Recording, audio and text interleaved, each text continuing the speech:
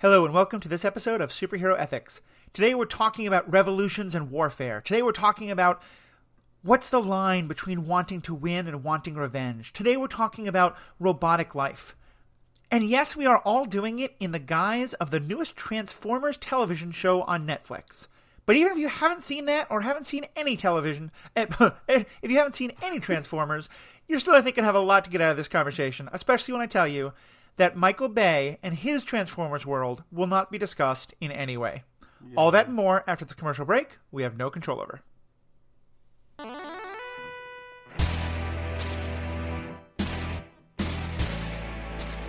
Welcome back. I'm Matthew. I'm your host, and I'm joined by becoming a kind of regular guest once again, Paul Hoppy. Paul, how are we doing today? Doing pretty good. We're awake. We're ready to go. Yeah. All systems are firing. All systems firing, exactly. Says Paul, I think we woke up 10 minutes ago, something like that. It was like at least 15 minutes ago. I'll say, though, when you said how's 9:30 a.m., I was like, do you mean your time, my time, or like Hawaii time? Paul's in California, I'm in Minnesota. But all of us, our hearts are in Cybertron. Yes. Because we're discussing this conversation is going to be based off of Transformers War in Cybertron, a Netflix series that launched just a couple days ago that I confess was not on my radar screen. Not one that I would have thought we were going to be covering, but Paul suggested I watch it, and it did bring up some really interesting issues that, as I said, whether you're a diehard Transformer fan or whether you have not done anything except playing with the toys when you were a kid, or not even do that, I think the conversation that we're going to have today is much more about the general issues, just using Transformers as the jumping off point.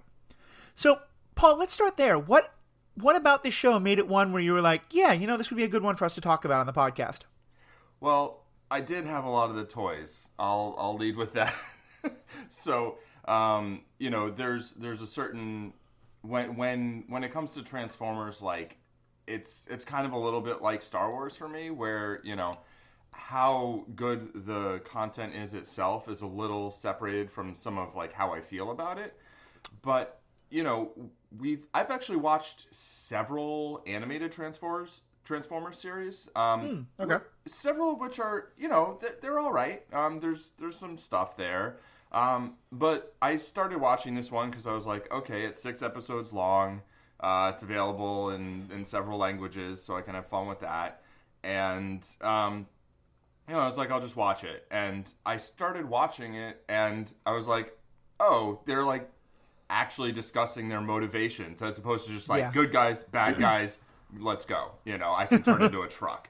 Like, which, I mean, Optimus Prime can still turn into a truck, which they're on Cybertron. And as far as we know, they haven't, I mean, I guess they are like a space-faring, species, but like they're mostly on Cybertron. So it's like, why are you turning into a truck? But whatever, that's not the major issue. I think it's just because like kids like trucks. But there's really just like a lot of discussion about like this war between the Autobots and the Decepticons, and like where did it come from? Why is it still going? What are their goals? And on both sides, you have a very strong leader who pretty much everyone's like, yeah, okay, this is clearly our leader. We're going to do what they say. But there's a lot of questioning that goes on both sides. And I just think that's way more interesting of a story than just like, oh, dear leader, what do you want to do? Okay, we'll do that, Yeah. I agree with you. I definitely was kind of, I did not have much of a history. I did play with the Transformers as a kid. I will say the one Transformer that I think the first one that I had, and maybe the only one I had for a while, was Soundwave. Whose special thing was that he was basically like, he turned into a boombox. And he had like a compartment for a tape player in which you could put like, audio tape, and the audio tape then turned into like a flying thing. Yeah. I loved that like they've remade it today for a generation that probably has no idea what a boombox or an audio like tape is. Right. And so they didn't bother with that in any way, shape, or form. They just sort of animated a kind of box thing about where the tape would go. Yeah, no, I mean, I think he still turns into a boombox probably, but it's like, I don't know, it's like the Laserbeak still goes in his chest or something, and then there's like another one who's like him, and But it does, yeah, they did. They weren't like, let's get really deep into what he transforms into. Yeah. And it reminds me a lot of She-Ra, which we also both saw recently, which I really love.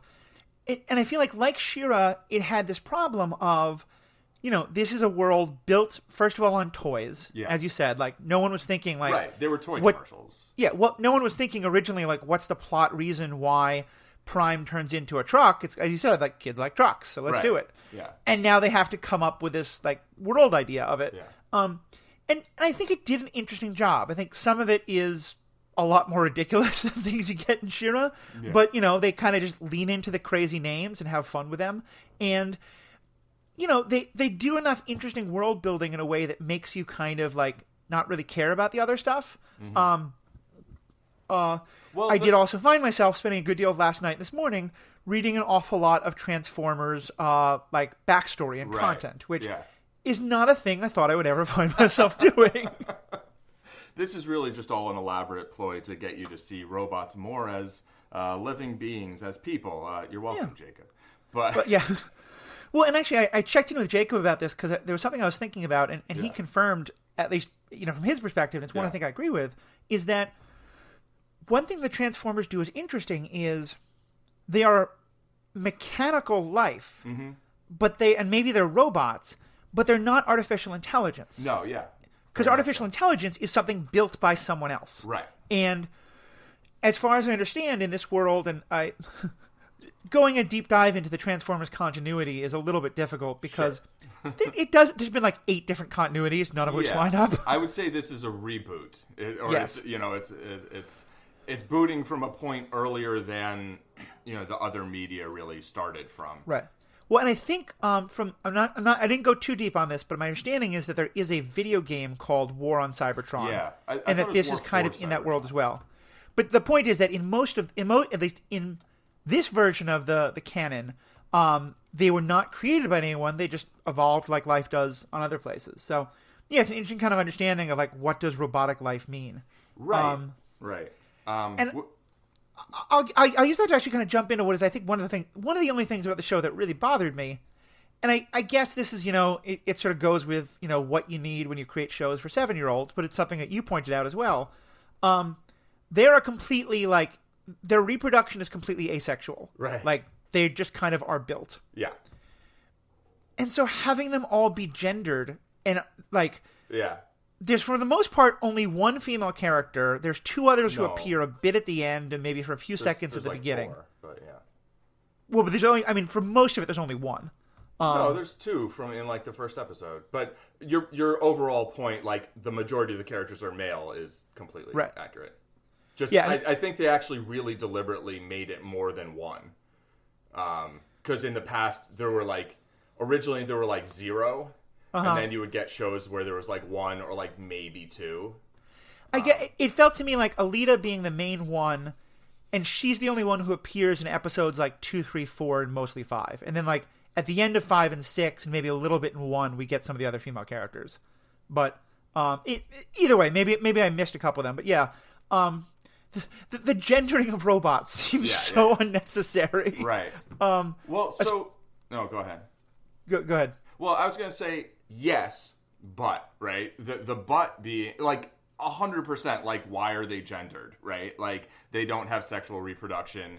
As far as I can tell, they're basically physically built and then imbued with a spark, and then they are who they are, right? And that's kind of like the basis of this show or this war is that they were, basically created for... That a bunch of them were created for a purpose, like work in the mines or fight in the arena as gladiators, but that they actually do have this individuality. They're not programmed. They're not artificial intelligence, right? They're I guess, natural intelligence. But in terms of the gendering, I completely agree. It makes no actual sense. But the problem is, if you go back and you look at, and quote-unquote androgynous robots, or not gendered robots, what you often get is, and this is true in a lot of things, not just robots, right? You get male is the default. Exactly, and obviously that's problematic. And so, if they managed to kind of make all of the robots not have, like, be less, if they made the rest seem like less male.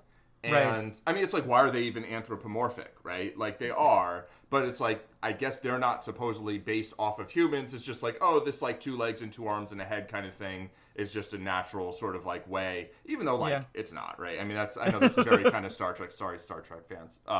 But like, that was basically because it's like easier to put makeup on someone than to try to make like a triangle into a life form or something. But Right.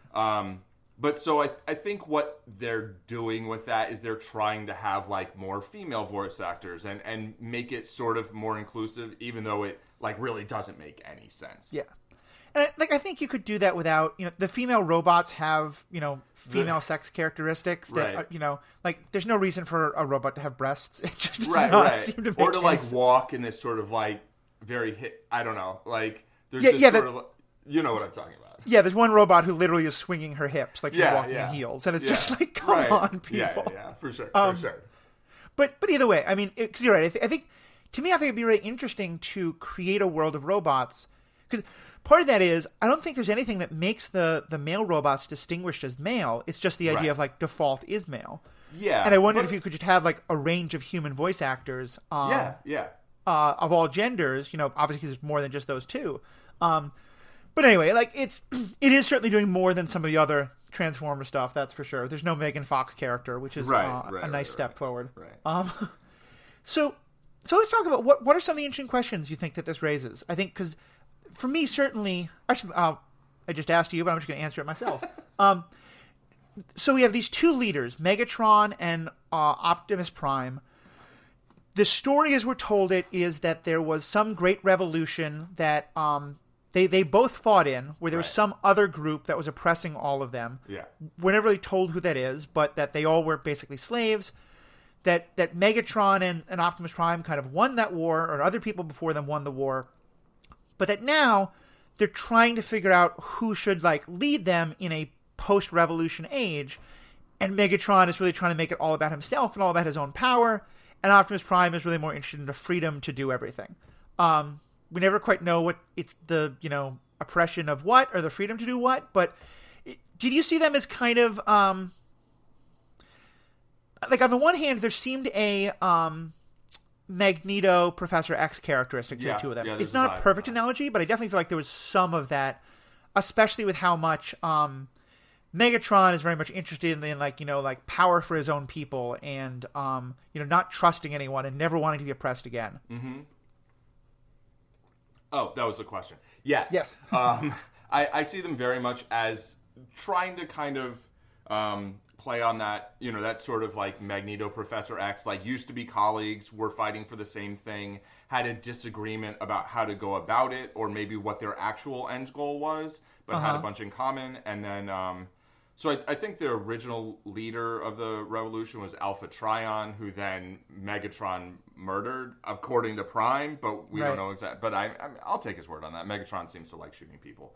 But and I'm sure he probably was like, oh, let's do it this way, and it's like basically it seems like Megatron's that sort of like that kind of like maybe Stalinist or I was to gleefully cement mixer metaphors.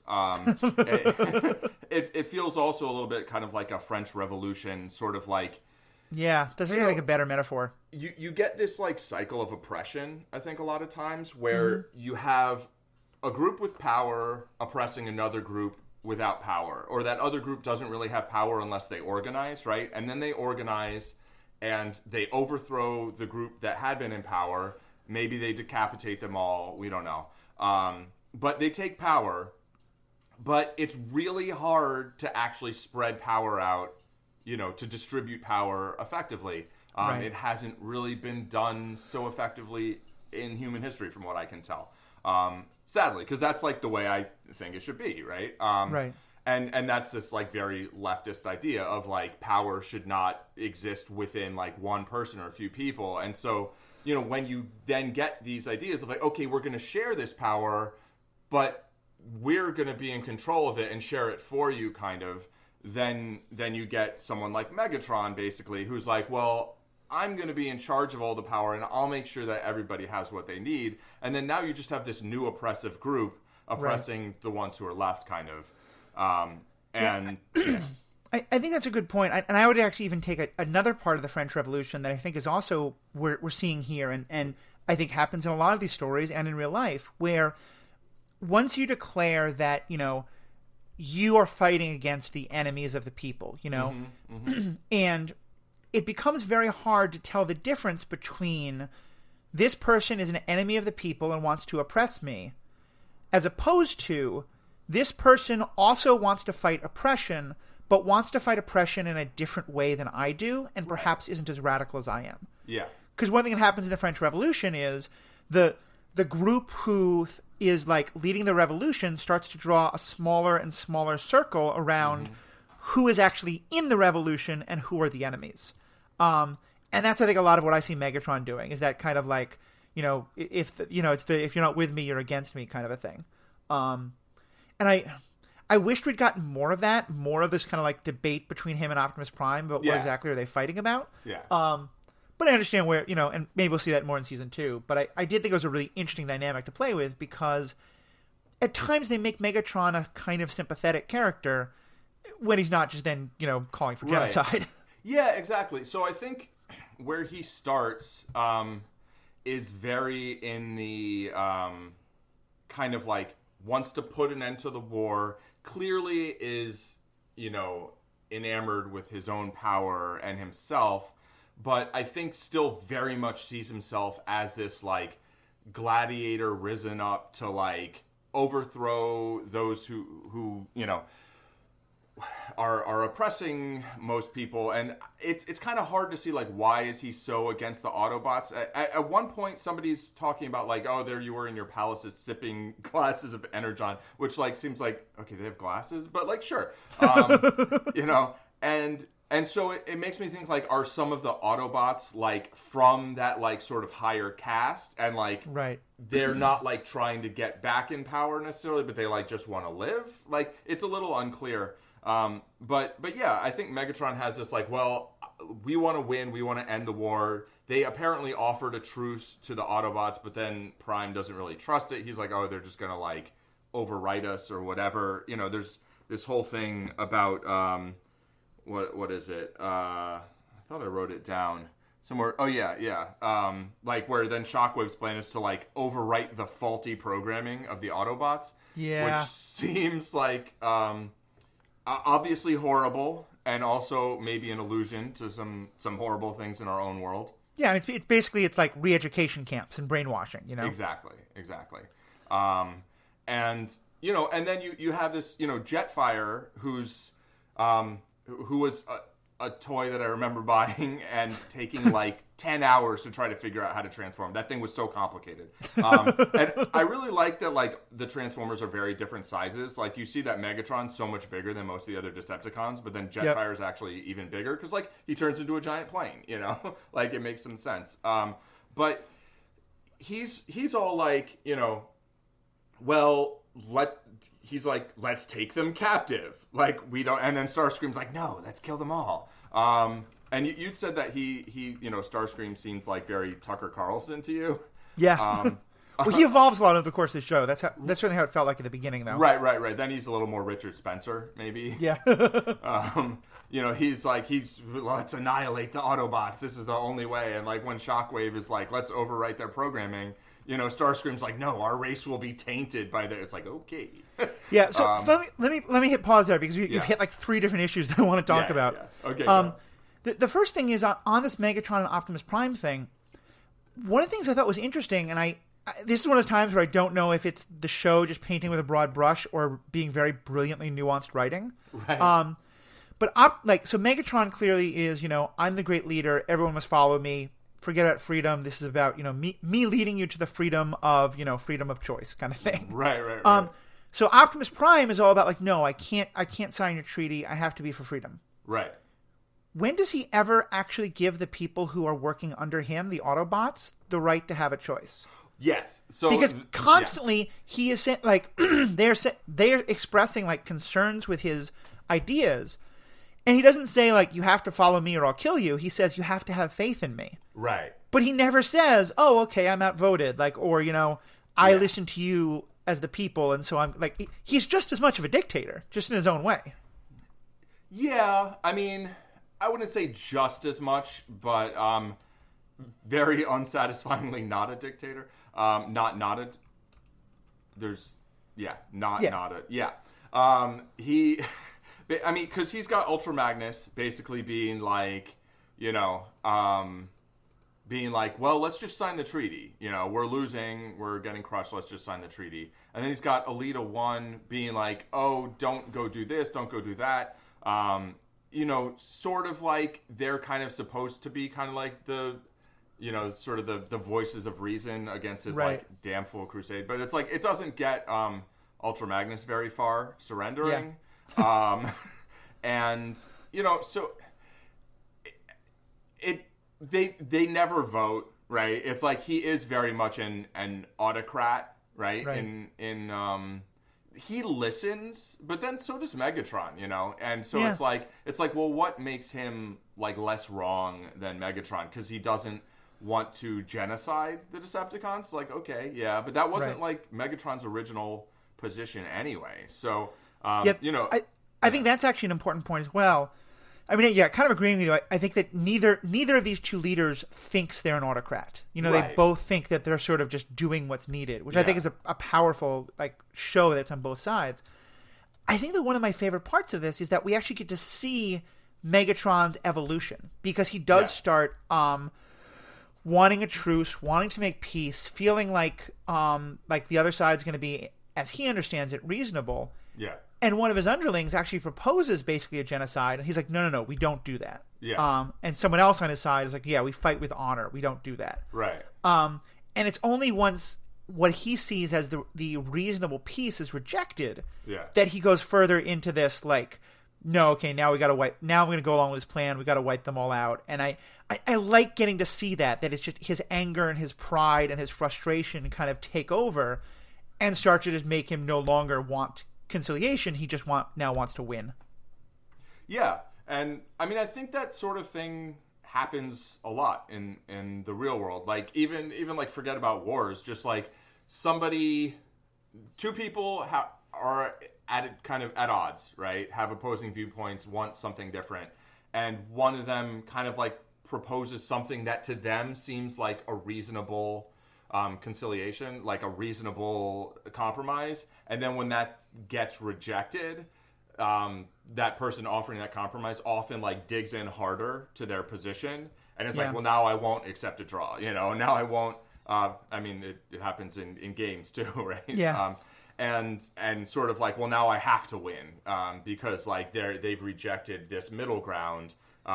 So it's almost like now it becomes binary, as opposed to like, well, they never say like, well, what exactly is the middle ground that was offered? Are there ways of, negotiating from that point? Like, okay, you're saying this.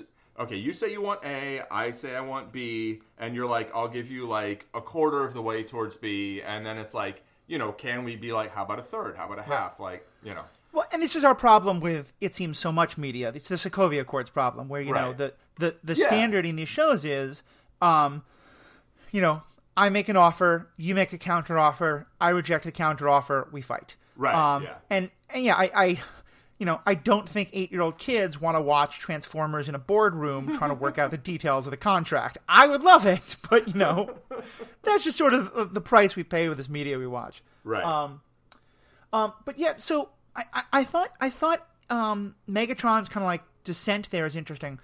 What did you think, though, about the concept of honor and fighting honorably? Because it seems to be one that keeps being brought up. Yeah. And in different ways, two different Decepticons wind up, in one case, full-on becoming an Autobot. In the other case, like, helping this kind of neutral party at first and then helping an Autobot. Yeah.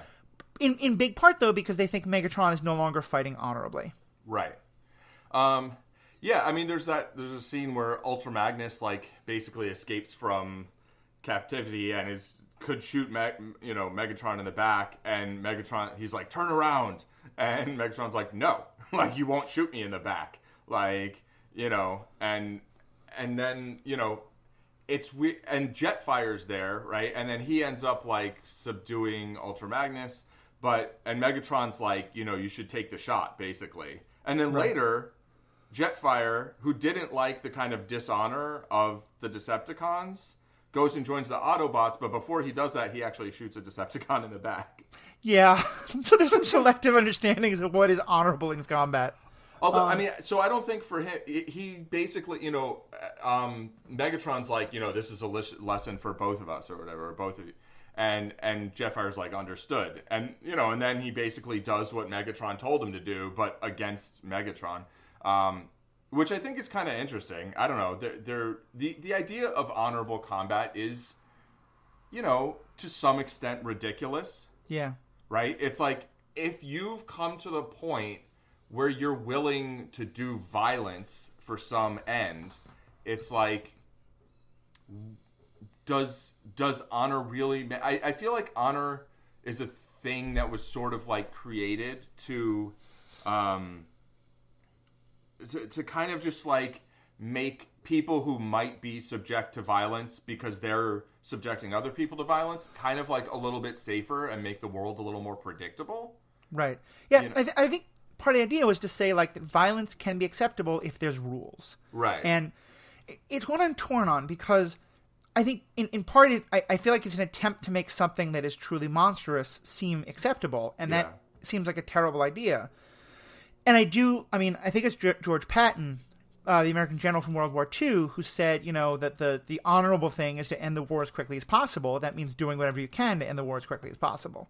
And I think that there's some, like, making fighting more okay and making fighting more fair so that it drags out longer seems like terrible things. Right. On the flip side, though, I feel like, to me, honorable combat and then kind of like a Geneva Convention on War different. Kind of idea of like, you don't hit civilians and you don't attack medics. Like, that feels different to me. And here in the show, I think they're using it for both, because they're also saying like, we don't try to win through genocide, which I'd say, that's a good tactic for, Yeah, well, it's like, all the Autobots are soldiers because there's a war, right? It's not like because they were just always going to be soldiers.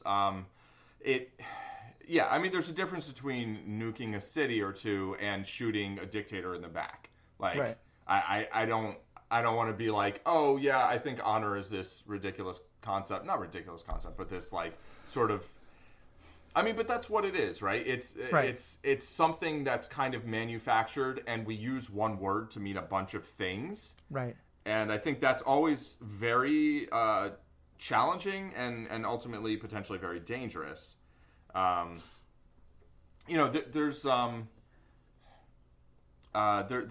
a line where I think Alita once like, you didn't start this war, and Optimus Prime is like, but I did the moment I chose to oppose Megatron. And, I've always thought that, any physical conflict, any war, always takes two sides. Yeah. Right?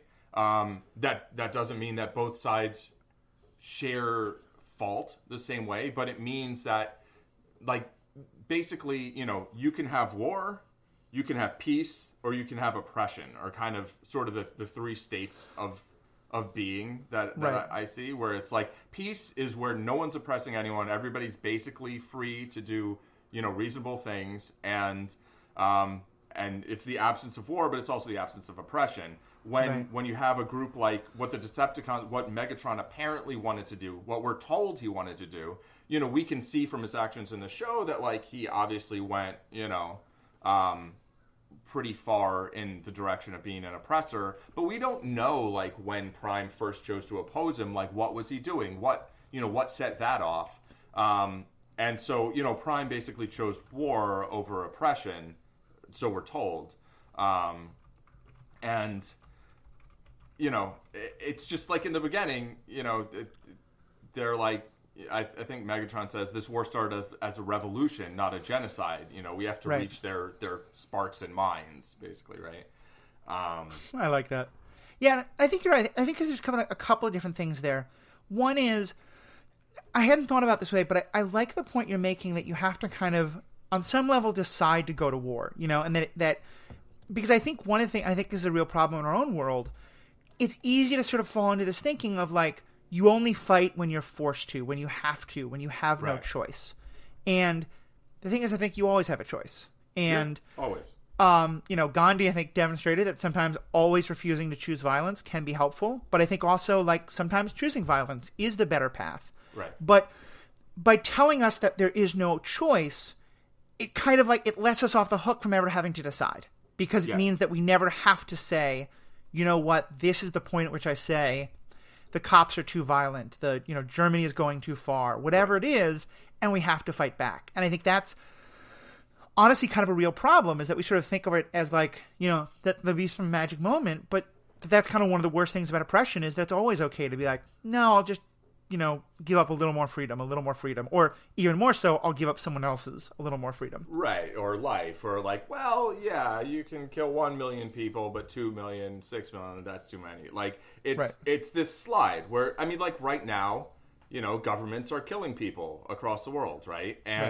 But it's a small enough number of people that unless it's your family, unless it's someone you know, unless you hear a specific story, it's very easy to be like, okay, well, that's not something to go to war about. Right. Or it's someone who looks like you. Or it's someone who looks like, exactly. I mean, whatever reasons people, have for caring about other people. It just, it's more insidious, like when it's just like basic rights that's just like, well, we'll just roll this back a little bit. Right. We'll roll this back a little bit. And people are like, oh yeah, but there's a good reason. And it's like, okay, well, I hear your reason, but it's like, but you can still do that then later unless you really have some, very deliberate mechanism in place. It's like, the Patriot Act was always going to be used to oppress people in the United States. It's like, like once you start sending troops one place, like there's not that much standing in the way of sending them somewhere else. Yeah. And it's like there's not a decision that's presented to you unless somebody's like has a gun in your face or something. Right. But every time something like this is happening, which is like all the time, there's just this constant, are you going to do something about it or not? And that's not a decision that's presented to you, but it's a decision that is present. Right. And I think that's why it's very easy for some people to judge, when other people decide, like, yeah, I'm not just going to chant. I need to throw a rock. I need to do something, and I'm not trying to get into a debate about specifically where that line is or should be, but I think it's very easy for a lot of people to say, like, no, I'm never going to cross that line unless I have to. And so I'm taking away my own agency. Yeah, and I like the show is like, Optimus Prime is saying, like, yeah, he could have decided to live under slavery or under oppression. And he kind of decided for everyone else not to. And they seem to agree. The other thing I think is interesting about that, and there's a character named Starscream who, as you mentioned, brings this up somewhat, is that one of the things I think that becomes most insidious about when you start kind of defining yourself by the struggle you're in is that now you have this belief of a warrior culture, and Starscream, he says specifically, like, part of why he, feels the way he does about some things is that he doesn't want the Decepticon warrior culture to be diluted. Right. Which, I get, they never really quite make clear if, like, Decepticons and Autobots are things that you're born into or are, like, just, like, allegiances that you choose or how it does, but either way, I think it's an interesting perspective that he has. I mean, a horrifying one, but an illustrative one, that he is so dedicated to this warlikeness that, I mean, there's a time when he's planning a coup d'etat against Megatron because he thinks Megatron isn't, being radical enough. Right. Yeah, exactly. I mean, so to backtrack a little bit, one of my least favorite lines in fiction is, I didn't have a choice. Or like, when people are just like, oh yeah, I did that because I had to. And it's like, well, you made a choice, Yeah. And here, it's like Megatron made a choice to kind of go Starscream's route. Starscream in like, he is in most of the stories like this kind of like, manipulative kind of like behind Megatron's back, really wants to be in control of the Decepticons for whatever reason. Usually it's kind of just like because he wants to. Here Right. it seems like he's like because he thinks Megatron is weak, even though like Megatron's like way more powerful than him. But like he thinks he's like emotionally weak, right? He thinks Yeah.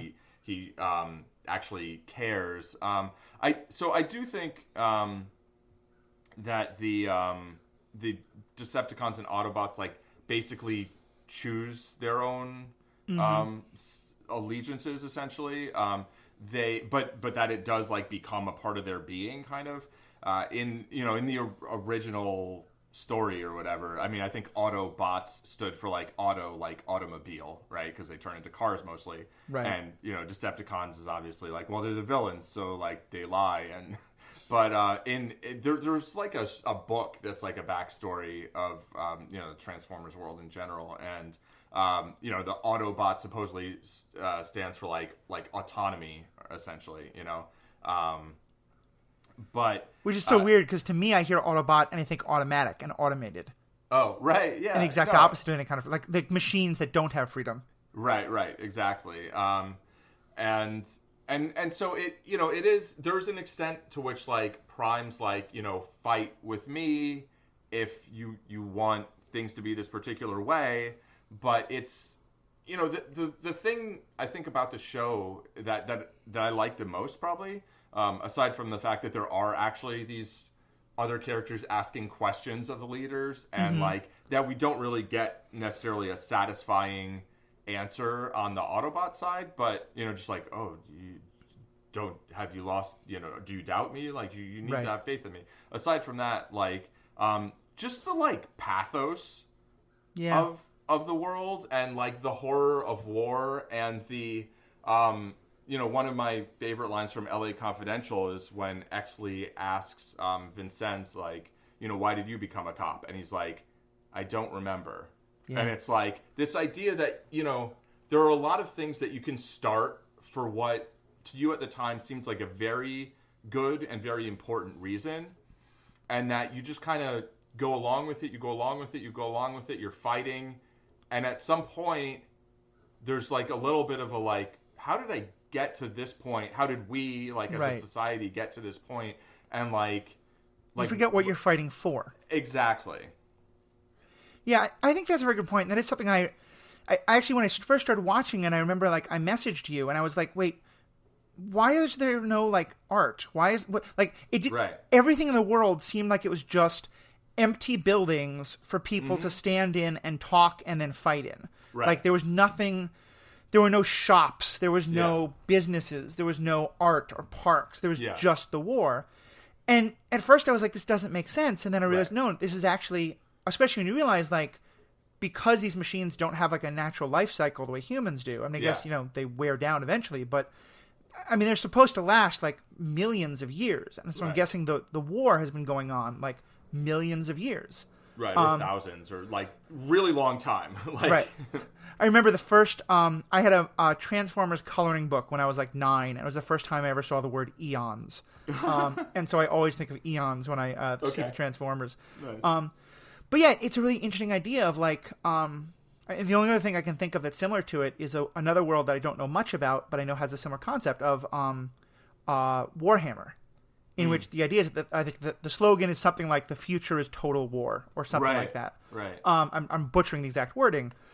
But the idea, man, it's people who are now just fighting because they've forgotten what they're fighting for. All they know is the fight. And it's kind of why I like that the story ends, at least this first chapter, not with the Autobots winning necessarily, but with the Autobots basically leaving and trying to go somewhere else. Right. And meanwhile, like Alita 1 and like a few others are like, no, we're gonna stay here. Like this is our home. We're gonna fight for it. Like you go do you. But like this is my fight, and it's which is interesting because like earlier she was like, no, we should. Actually, I'm not entirely clear what her like what she always wanted Prime to do. It seems like sometimes she was just like, that's silly, I think the main thing was she was like, don't take the Allspark from because from Cybertron, because like maybe then Cybertron will die. which is unclear. And I guess maybe in season 2 you find out whether or not that happens. Right. Cybertron being the world that they're all living on and fighting for. Right, exactly. Yeah, there is one point where they're in a theater, and I think she's like a theater? Like, it's hard to believe that there used to be, like, art and, you know, music and theater and whatever. Yeah. Yeah, there's a scene towards the end. I mean, part of why Alita doesn't make sense to me is she sort of sounds like she's fighting on behalf of all these, like, civilians of Cybertron who are being oppressed, but we never actually see them. Right. We do see that there's, like, nameless, faceless hordes, but they're all Decepticons, and, you know, they only exist when Megatron, like, calls the army to battle, and then, like, for the first 4.5 episodes or so, maybe 5 episodes, mostly we've been seeing people, like, punch each other or damage each other, and, like, in a couple of instances, someone actually is killed, but it's a big, big deal. Yeah. And then in the final battle, like, our heroes activate their big ship and just start slaughtering people. Yeah. They just released this, like, mega weapon, and, like, we just see, like, all these little flashes of light as the Decepticon hordes just get disintegrated. Yeah. So I was a little like, okay, that's. I'm not quite sure who you're fighting for or who you're fighting against, but that's fine. Right. It's like, I mean, I do think that there's an implication that there are some just, like, sort of, like random Cybertronians around. Like, I mean, there's a thing with the other Energon scavengers, but right, there's some people who are, like, not part of either side. They're neutral. Like, there's a healing person who winds up joining the Autobots eventually, and then there's that traitor person. Yeah, and, like, some of them are, like, defectors from one cause or the other. Some of them never joined a cause. It does seem like, I mean, my impression is that the majority of the population has been destroyed, that the natural resources of the planet have largely been spent. And so that's, like, kind of maybe, like, another reason to leave, although that's not really set as a reason to leave. But, you know, there is this existential crisis of, like, I think it might be Alita once says, you know, we must focus on surviving as a race, not on winning a war. And I think she's talking about the Autobots, but it's like, it really could be true of, like, all the Transformers. That's just like, you know, I mean, their world, it feels a little bit like Krypton before, you know. Yeah. Because there's nothing else happening. Right. We wanted to keep today kind of short, so last question I wanted to ask, and if there's any more you want to go into.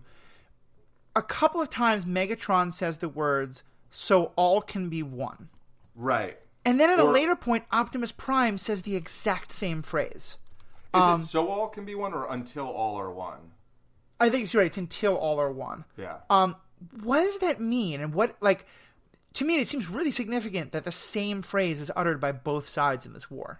Yeah, so I feel like it's a little bit of a sort of, like, religious thing where, you know, the idea that, like, when a bot dies, like, their spark returns to the Allspark or whatever. Right. Which I will say, did you notice and appreciate that it was a 20-sided die? Oh, I did not, but that's awesome. I felt like that was this, like, just little, like, gamer, like, kind of like, here, we'll make it a 20-sided die. But yeah, it's, what was I going to say? I think it's this sort of, like, I mean, it's almost a little bit like a Highlander thing too, right? But, like, you know, like, until everybody's all, like, returned to the Allspark, or, which kind of is like, well, so, like, total annihilation of your species? Yeah. But, like, at the same time, I think it's sort of supposed to be a nod to, like, everyone, like, coming from the same source, you know? And, and all, like, that all are one, and that, that I guess that's, like, you know, kind of like forever until our species is gone, is sort of my reading of it. It's interesting because, like, on the surface, it does not sound like it's about, you know, individuals and autonomy. I mean, it sounds very fascist and, like, all of us are, you know... Right. I mean, it sounds like the Borg, you know? Right. Which is kind of like what Megatron is going for.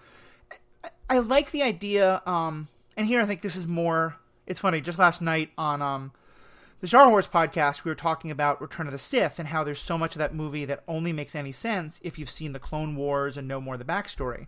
Yeah. Here I feel like if I know that there's this religious aspect, I can kind of headcanon to what I think is actually a beautiful idea, which is that both of these sides are motivated by the same general concept. Like, they both want the same thing. Yeah. But they have such they have such different ideas of either what that should be or how to get there that they literally have to fight like a global war because of it. And I think that's actually, it's a powerful reminder that a lot of times, like, the worst fighting is between people who, on some level, should agree, you know? Right. Like, I remember shortly after 9/11, I was working in New York City as part of a state senate office.